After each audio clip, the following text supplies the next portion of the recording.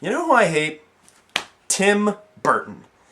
Everything the man does, works on, or touches just feels sullied by his German expression-y preteen goth garbage. Yes, I know he's, for some damn reason, one of the most beloved, or at least most popular, filmmakers of all time, and I just can't get into it at all. All of his movies just feel sort of samey to me. And when you don't like something once, why the hell would you like it if it's done over and over and over and over and over and over and over again? And don't even get me started on the remakes he does. Him and his damn doppelganger, Henry Selick. Y'all know him, right? The genius who I'd consider a poor man's Tim Burton, and I don't even like Tim Burton. The one who brought us such masterworks as Nightmare Before Christmas, Coraline, and Monkey Bone? Yeah, him. Okay. Before I go off half-cocked on the guy, I'll at least try to understand why people are so enamored with him. So, let's go over some of his movies and see if they can hold up to my slightly jaded lens, or, see which ones have been Burton to death. I'll go chronologically for the most part, because I don't want to be here all day, so I'll only hit a few key points. I won't go over everything. But I'll start off with the short films, like Doctor of Doom, Vincent, and the original incarnation of Frankenweenie, that new movie. He did these shorts while he was still working as an animator for Walt Disney Studios, and surprisingly enough, they didn't let him release them because, well, I guess children still had nightmares back then too. So he just kept them under his hat and kept doing his thing. His first big hit came when Paul Reubens, Pee Wee Herman, decided in his infinite wisdom that this Tim Burton fellow was perfect to do a big screen adaptation of his TV show. And so Pee Wee's Big Adventure happened. And it sucked. Well, sucked may not be entirely fair. I never liked the show. It was just weird and unpleasant and on 47 different flavors of meth. So, well, so was this movie, to be fair. So I guess maybe Tim Burton did a good job after all. But here's my main problem with this. It's supposed to be for kids, the show and the movie. I guess they're for really fucking weird kids, Pee Wee Herman as a whole. But, whatever, let's just move on. A little too much Burton for my taste. Alright, next up. I'll skip ahead a little, because fuck Beetlejuice, I'm Batman. Yes, it is hard to forget Mr. Burton's take on Gotham's Dark Knight. It's hailed, and debated at least, as the best Batman movie, and it was the first Batman movie to show the darker side of Batman and the darker side of Gotham. I'm kind of a comic book geek, so I'll try and keep my purist views out of this. I'm just trying to do this from a cinematic point of view if I can. But one thing I must complain about first. Modern Batman doesn't kill people! You hear that, Burton? Okay. That being said, I do like this movie. It's dark, it's stylish, and Michael Keaton and Jack Nicholson's performances glue your eyes to the screen. They're complete opposites. Keaton plays Bruce Wayne really suave and sly and kind of underplayed, and Nicholson is a lively, over-the-top Joker, and it works really well. And one thing that holds the whole picture together is the music by Danny Elfman, one of Burton's new partners on this picture. The two of them work together on almost every movie from here on out, or at least a lot of them. And, I can't even list everything that Danny Elfman's worked on. He's worked on The Simpsons, he's worked on Good Will Hunting, he did that shitty Psycho remake, why not? And he did a lot of good stuff, and he's great at what he does. And having a musical genius on your team helps hold the whole movie together. Alright, next up we have Edward Scissorhands. This is a lot of people's favorite Tim Burton flick, so I'll just be perfectly fair and admit, I haven't seen it in a long time. So, well, that being said, I don't remember much about it. All I remember is it's creepy and dark and weird. The Burton factor is put on max in this picture. But since I haven't seen it in a while, I'll just give him the benefit of the doubt, and why not? I'll leave it at that. At least for now. Batman Returns. When the first Batman that Tim Burton did in 1989 was such a big hit, the studios let Burton do whatever the hell he wanted with the sequel. Big mistake, guys. It's still stylish and dark, but it's kind of jumbled and freaky and unpleasant like a lot of other things. But it feels... it just feels less and less coherent and less good every time I watch the damn thing.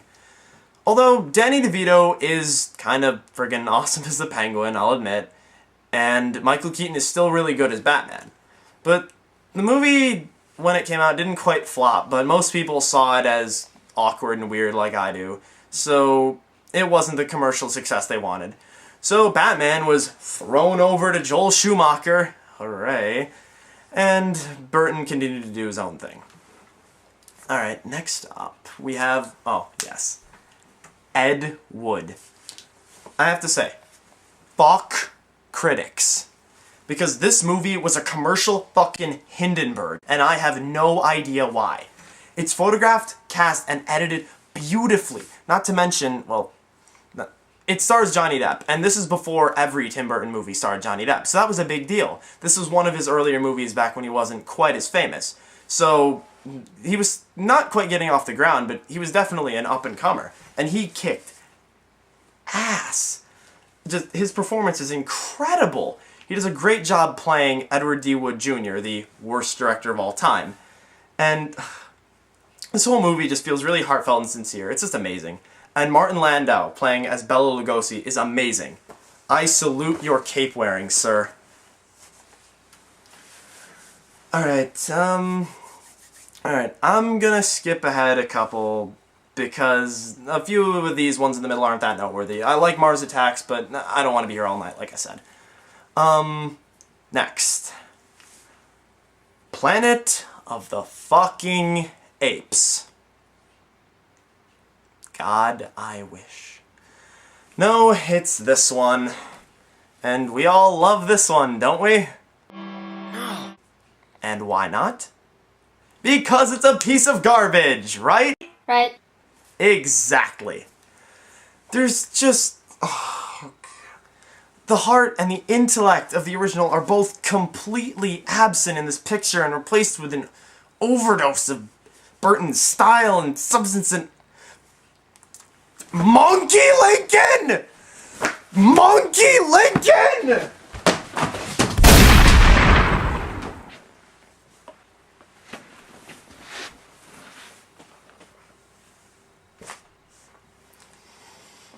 Okay, I'm back.